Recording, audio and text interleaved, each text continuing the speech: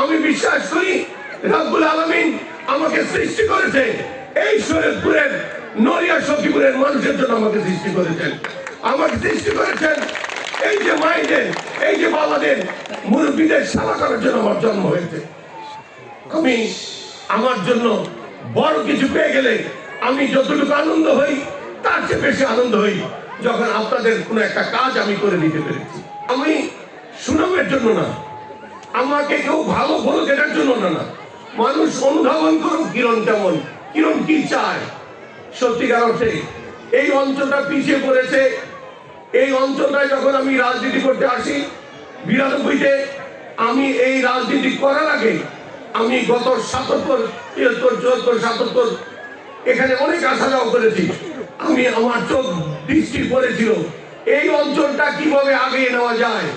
আল্লাহ যখন আমাকে অর্থবিত্ত দিল, আমাকে আর কেউ থামায় রাখতে পারে না। আমি এসেছি, আমি ডেভেলপমেন্টের প্রায়োরিটি করেছি কোনটা আগে করব। সেই প্রায়োরিটিতে আমি দেখেছি যে আমি এখানে শিক্ষা প্রতিষ্ঠানগুলি আগে করতে হবে, মানুষকে সচেতন করতে হবে। আমাদের এলাকার মানুষ মাছ ধরা, কৃষিকাজ ছাড়া কোনো কাজ ছিল না।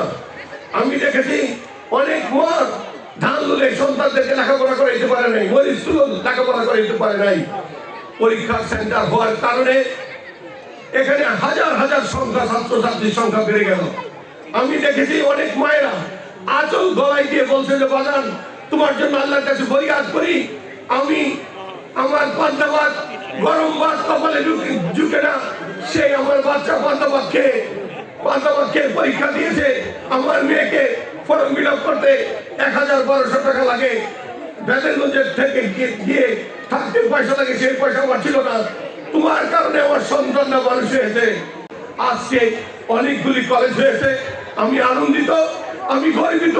আমি স্বপ্ন যা দেখেছি তা বাস্তবায়ন হওয়ার পথে।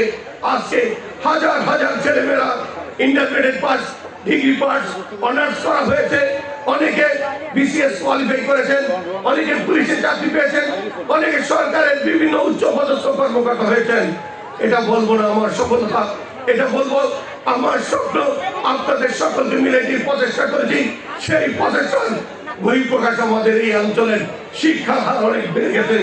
আমি স্বপ্ন দেখি আমার দেশের মানুষ, আমি স্বপ্ন দেখি আমার পিছিয়ে পড়া মানুষকে কখন কিভাবে আগিয়ে নিয়ে যায়।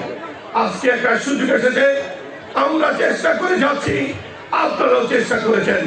আজকে মুখ্যম সময় এসেছে, আপনারা দল মেল নির্বিশেষে যেভাবে আগিয়ে আসতেছেন, আমার বিশ্বাস আমাদের সফলতা অর্জন হবে ইনশাআল্লাহ।